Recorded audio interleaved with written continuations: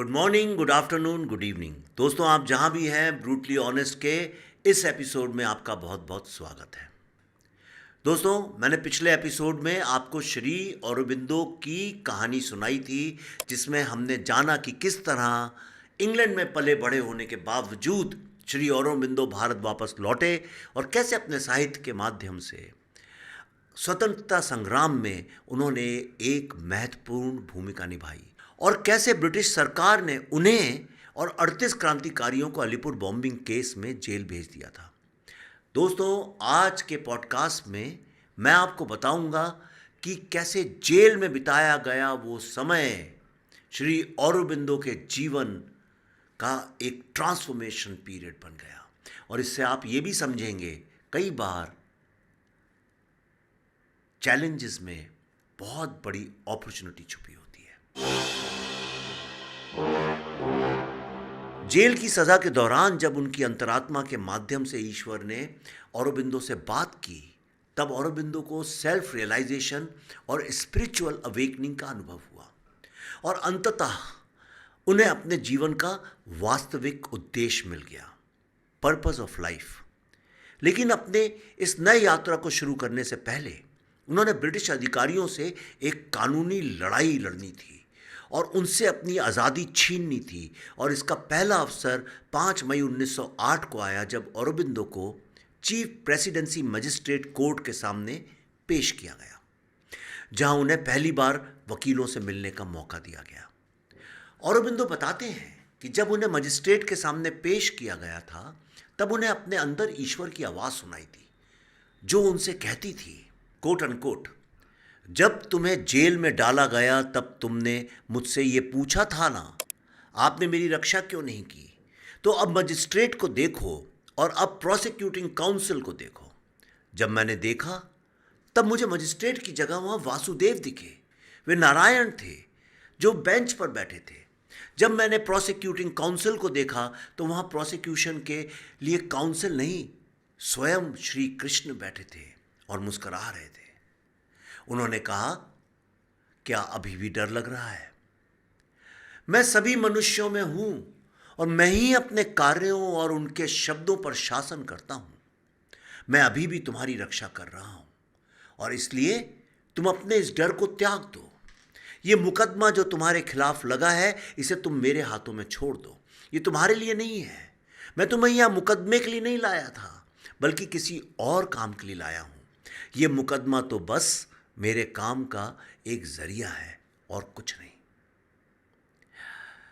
दोस्तों, इसके बाद श्री औरोबिंदो ने अपने जीवन का भाग्य श्री कृष्ण के हाथ में सौंप दिया और 18 मई 1908 को emperor versus Aurobindo Ghosh case में अनुशीलन समिति के 38 सदस्यों को अदालत में पेश किया गया और ऐसा लगा कि औरोबिंदो और बाकी सदस्यों के लिए सब कुछ खत्म हो गया है। जब नरेंद्र नाथ गोस्वामी ने अन्य आरोपियों के खिलाफ सरकारी गवाह बनने का फैसला किया, तो प्रिजन अथॉरिटीज़ ने नरेंद्र नाथ गोस्वामी को सुरक्षा के लिए यूरोपियन प्रिजनर्स ब्लॉक में शिफ्ट कर दिया, ताकि गवाही देने से पहले उन पर कोई अटैक ना हो। लेकिन अनुशीलन समिति ने उसका तोड़ भी निकाल लिया। कन्हैयालाल दत्त और सत्येन बोस को जेल हॉस्पिटल में मरीज के रूप में भर्ती कराया गया। सत्येन ने नरेंद्र को संदेश भेजा कि वो भी क्राउन के गवाह के रूप में पेश होना चाहते हैं। नरेंद्र जब जेल हॉस्पिटल गया, तब नरेंद्र, सत्येन और कन्हैयालाल वरांडा में अकेले में बातचीत करने के लिए बाहर गए, जहां उन्होंने उसे मारने की कोशिश की। नरेंद्र हॉस्पिटल के गेट से बाहर भाग गया। थोड़ी दूर तक पीछा करने के बाद नरेंद्र पर 9 गोलियां चलाई गईं। कन्हैयालाल की एक गोली नरेंद्र की रीढ़ में लगी और वो नाले में गिरकर अपना दम तोड़ दिया। खुदीराम बोस और अन्य क्रांतिकारियों की फांसी के बाद जब जनता में देशभक्ति की लहर तेज हुई, तो औरोबिंदो के मुकदमे के फैसले के दिन को सीक्रेट रखा गया और पूरे कलकत्ता में बहुत कड़ी सुरक्षा लगाई गई। 6 मई 1909 को सेशंस जज चार्ल्स बीचक्रॉफ्ट, जो इंग्लैंड में इंडियन सिविल सर्विस एग्जामिनेशंस के दौरान औरोबिंदो से नीचे रैंक में आए थे, उन्होंने भारी सुरक्षा के बीच अपना निर्णय सुनाया और अपने निर्णय में बारिन घोष और उलस्कर दत्त को शुरू में मौत की सज़ा सुनाई, जिसे बाद में घटाकर उम्र कैद कर दिया गया। 13 लोगों को उम्र कैद की सज़ा मिली और 6 को 1 से 10 साल तक की जेल हुई। बाकी 16 को बरी कर दिया गया, हालांकि 2 पहले से दोषी ठहराए जाने के कारण जेल में ही रहे। श्री अरबिंदो का फैसला आखिरी में आया। चार्ल्स बीचक्रॉफ्ट ने उनका फैसला सुनाते हुए कहा, आप में सबसे महत्वपूर्ण आरोपी अरबिंदो घोष के मामले पर आता हूँ।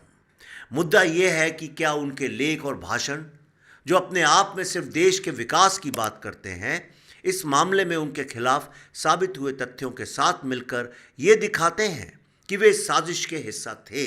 लेकिन तमाम सबूतों को ध्यान में रखते हुए मेरी राय ये है कि ये सबूत पर्याप्त नहीं है और उन्हें इतने गंभीर आरोप में दोषी ठहराना उचित ना होगा। और इस प्रकार 1 साल बाद मई 1909 को श्री अरबिंदो को बाइज्जत बरी कर दिया गया। जेल से रिहा होने के बाद श्री अरबिंदो ने पाया कि उनका ऑर्गेनाइजेशन टूट चुका था और सारे लीडर्स जेल में कैद या डिपोर्टेशन के कारण बिखर चुके थे। 1 साल तक वे अकेले ही इसे रिवाइव करने में लगे रहे और उन्होंने 2 पत्रिकाएं भी शुरू की, इंग्लिश में कर्मयोगिन और बंगाली में धर्म। लेकिन जल्द ही उन्हें यह महसूस हो गया कि देश अभी उनकी राह पर चलने के लिए तैयार नहीं है। इसके अलावा अलीपुर जेल में 12 महीने पूरी तरह से योग के अभ्यास के बाद अब उनका इनर स्पिरिचुअल लाइफ उन्हें एकांत में ध्यान केंद्रित करने के लिए दबाव डाल रही थी। इसीलिए उन्होंने कुछ समय के लिए राजनीतिक क्षेत्र से हटने का संकल्प लिया। अपने ऑटोबायोग्राफिकल नोट्स में श्री अरबिंदो बताते हैं, कोट अनकोट, मैं अपने ऑफिस में था जब मुझे ये संदेश मिला कि अगले दिन कार्यालय की तलाशी ली जाएगी और मुझे गिरफ्तार कर लिया जाएगा। तो मुझे अचानक ऊपर से आदेश आया, चंदर नगौर जाओ। 10 मिनट या उससे भी कम समय में मैं चंदर नगौर जाने वाली नाव में था। मेरी पूरी तरह से साधना में लीन रहा और उस समय से दोनों अखबारों के साथ मेरा संबंध समाप्त हो गया। उसके बाद फिर से आदेश आने पर मैंने चंदर नगौर छोड़ दिया और 4 अप्रैल 1910 को पौंडीचेरी पहुंचा। कर्मयोगिन के एक लेख को लेकर अरबिंदो पर तीसरा मुकदमा चला, लेकिन वो भी विफल रहा। नेशनल कांग्रेस का नेतृत्व करने के प्रस्ताव को अस्वीकार कर और राजनीति में लौटने का विचार छोड़ श्री अरबिंदो पौंडीचेरी में साधना करने लगे और साधना को ही अपना जीवन बना लिया। 1914 में मैडम अल्फसा, जिन्हें द मदर के नाम से जाना जाता है, अरबिंदो से पौंडीचेरी में मिलने आई, जिन्होंने आगे चलकर आश्रम और ऑरोविल की स्थापना में उनका साथ दिया। दोस्तों, 1914 में 4 साल तक मौन योग करने के बाद उन्होंने फिलोसॉफिकल मंथली आर्या का पब्लिकेशन शुरू किया, जिसमें एक life divine, the synthesis of yoga, essays on the Gita, the Isha Upanishad जैसे महान ग्रंथ शामिल थे। इनमें उनके इनर नॉलेज का बहुत बड़ा हिस्सा शामिल था, जो श्री अरबिंदो को योग के अभ्यास के दौरान प्राप्त हुआ था। इसके अलावा the foundations of Indian culture, the secret of the Veda, the human cycle, the future poetry और the ideal of human unity जैसी रचनाओं के माध्यम से उन्होंने स्पिरिट और वर्ल्ड के बीच की दूरी को ब्रिज करने की कोशिश की। दोस्तों, ये स्वाभाविक था, या ऐसा कह सकते हैं कि भाग्य में लिखा था कि एक बार फिर इस पृथ्वी पर गुरुदेव और श्री अरबिंदो एक दूसरे से मिले। 1928 में जब गुरुदेव दक्षिण भारत के दौरे पर थे तो उन्होंने श्री अरबिंदो से मिलने की इच्छा जताई। वर्षों से एकांत में रह रहे श्री अरबिंदो तुरंत मान गए।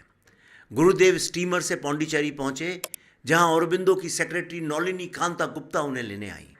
फिर द मदर ने उनका स्वागत किया और श्री अरबिंदो के कक्ष तक ले गईं। गुरुदेव ने श्री अरबिंदो से मुलाकात के अपने एक्सपीरियंस को एक इंटरव्यू में बताया है, जो कुछ समय बाद कलकत्ता के मॉडर्न रिव्यू में पब्लिश हुआ। वो बताते हैं, बहुत दिनों से मेरी तीव्र इच्छा थी अरबिंदो से मिलने की। ये इच्छा अब पूरी हुई है। पहली नज़र में ही मैं समझ गया कि वे आत्मा की खोज कर रहे थे और अब वे उसे प्राप्त कर चुके हैं। और इस लंबी समय की प्रक्रिया के माध्यम से उनके भीतर प्रेरणा की एक मौन शक्ति जमा हो गई है। उनका चेहरा एक आंतरिक प्रकाश से चमक रहा था। मैंने उनसे कहा, आपके पास वचन है और हम इसे आपसे स्वीकार करने की प्रतीक्षा कर रहे हैं। भारत आपकी आवाज़ सुनने के ज़रिए दुनिया से कहेगा, मेरी बात सुनो। वर्षों पहले मैंने औरबिंदो को उनके शुरुआती वीर युवा अवस्था के माहौल में देखा था और मैंने उनके लिए गीत गाया था। औरबिंदो, रविंद्रनाथ का नमस्कार स्वीकार करो। आज मैंने उन्हें ज्ञान की समृद्धि के गहरे वातावरण में देखा और फिर से मौन होकर उनके लिए गाया, औरबिंदो, रविंद्रनाथ का नमस्कार स्वीकार करो। दोस्तों, श्री औरबिंदो मानते थे कि मानव जाति एवोल्यूशन का फाइनल स्टेज नहीं, बल्कि एनिमल इंस्टिंक्ट और डिवाइन कॉन्शियसनेस के बीच की कड़ी का एक ट्रांजिशनल बीइंग है।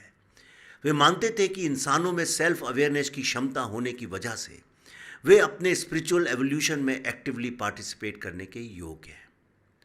इसी उद्देश्य से उन्होंने इंटीग्रल योगा डेवलप किया, जो ट्रेडिशनल योगा के कोर एलिमेंट्स को एक साथ जोड़कर जीवन और आत्मा के बीच संतुलन बनता है। श्री औरोबिंदो के अनुसार ये संसार कोई इल्यूजन नहीं है, बल्कि एक स्पिरिचुअल एवोल्यूशन का स्टेज है, जहाँ डिवाइन कॉन्शियसनेस इस मटेरियल वर्ल्ड में धीरे धीरे मैनिफेस्ट हो रही है। वे मानते थे कि ह्यूमन माइंड एवोल्यूशन का अब तक का सबसे हाईएस्ट अचीवमेंट होते हुए भी अधूरा है, और उसके ऊपर है सुप्रा माइंड, यानी सुपर माइंड या ट्रूथ कॉन्शियसनेस, जो सेल्फ ल्यूमिनस नॉलेज और पावर का एक रियल्म है। दोस्तों, श्री औरोबिंदो का विश्वास था कि इसी सुप्रामेंटल कॉन्शियसनेस में डिसेंट होने के बाद मानव अपने भीतर की दिव्यता को पहचान सकता है और जीवन, शरीर और मन को ट्रांसफॉर्म कर सकता है। यह विजन श्री औरोबिंदो के योग का मूल आधार था। अपने 75वें जन्मदिन पर उन्होंने जो संदेश दिया वो उनके राजनीतिक और आध्यात्मिक मिशन दोनों का सारांश है। उन्होंने इसमें अपने 5 सपनों की बात की। पहला सपना, एक स्वतंत्र और एकजुट भारत बनाने के लिए एक क्रांतिकारी आंदोलन का जन्म। नंबर 2, एशिया का रिसर्जेंस और लिबरेशन, जिससे वो मानव सभ्यता के विकास पर फिर से अपना कार्य शुरू कर सके। नंबर 3, एक पीसफुल वर्ल्ड के निर्माण के लिए वर्ल्ड यूनियन का गठन।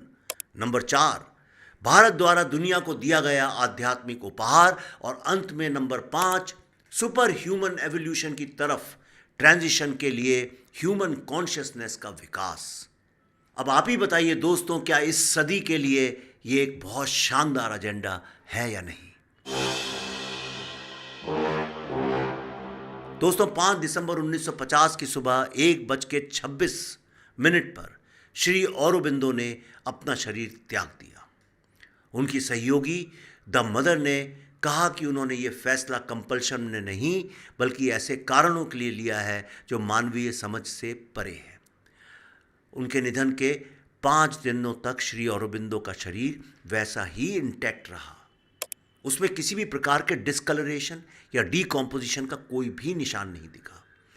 वो 5 दिन उनका पूरा शरीर गोल्डन क्रिम्सन ह्यू के लाइट से भरा हुआ दिखाई दे रहा था, जिसे सुप्रामेंटल लाइट के रूप में वर्णित किया गया है। दोस्तों, श्री औरोबिंदो का विजन मदर के माध्यम से जीवित रहा और उनकी लेगेसी और मिशन आज भी कायम है। दोस्तों, अगर आप पौंडीचेरी और ऑरोविल नहीं गए हों तो मैं कहूँगा आज ही जाइए, या जब मौका लगे तब जाइए। मैं जब वहाँ गया मेरी ज़िंदगी बदल गई। आपने तमाम जगह पे मेडिटेशन किया होगा। हर जगह पे कायदे कानून हैं, नियम हैं, ऐसे बैठो या वैसे बैठो, ऐसे कपड़े पहनो या वैसे बैठो, मेडिटेशन ऐसे किया जाता है, वैसे किया जाता है। लेकिन जब आप श्री औरोबिंदो की समाधि पे जाएंगे तो आप देखेंगे कोई खड़ा हुआ है, कोई बैठा हुआ है, कोई लेटा हुआ है, किसी ने शॉर्ट्स पहन रखे हैं, किसी ने सिर्फ बनियान पहन रखी है। कोई नियम नहीं, कोई कायदा नहीं, कोई कानून नहीं। और वहाँ जाके आपको समझ में आएगा आध्यात्मिक स्वतंत्रता क्या होती है। मैं आपसे एक और अनुभव शेयर करना चाहता हूँ। मुझे जब ऊपर जहाँ श्री औरोबिंदो बैठा करते थे उस कमरे में ले जाया गया, उनकी कुर्सी के पास मैं वहाँ पे 5 मिनट तक बैठा और उन 5 मिनट ने मेरी ज़िंदगी बदल दी। मेरे हर काम में, मेरी किताबों में आपको औरोबिंदो के एग्जाम्पल्स दिखेंगे ही दिखेंगे, लेकिन उसके अलावा मेरी जिंदगी का भी ध्येय यही बन गया कि एक सुपर कॉन्शियसनेस की आवश्यकता मानवता को है, खास तौर पे भारत को। और जो मैंने वहाँ समझा, आपने अध्यात्म और मेडिटेशन के तमाम तरीके देखे होंगे। कई लोग कहते हैं यहाँ केंद्रित करो, कोई कहता है यहाँ केंद्रित करो, तमाम है। लेकिन मैं सिर्फ श्री औरोबिंदो को जानता हूँ जिन्होंने कहा कि अल्टीमेटली सारा मेडिटेशन अध्यात्म यहाँ केंद्रित करो। तो दोस्तों, ये मैंने आपके पास बंगाल की इस महान व्यक्ति, महान आत्मा की जीवनी शेयर करी। पर आप खुद पढ़िए, इनकी किताबें बहुत सस्ती, बहुत पौंडीचेरी में शब्द नाम का एक स्टोर है, वहाँ से आसानी से मिल जाती हैं। और अगर आपको ये एपिसोड पसंद आया हो तो आप इसे अपने दोस्तों और परिवार के साथ ज़रूर शेयर करिए, और बाकी इधर उधर की चीज़ें भी करते रहिए, लेकिन कभी कभी थोड़ी सी अच्छी बातें भी शेयर कर लेने से कुछ तो पुण्य मिलता ही होगा। और साथ ही अपने विचार कमेंट्स में ज़रूर बताइए। अगले हफ्ते मैं फिर मिलूँगा आपसे, बंगाल की एक ऐसी कहानी खोज के लाऊंगा जो शायद आप और आपके बच्चों तक पहुंची ना हो। तब तक के लिए वंदे मातरम।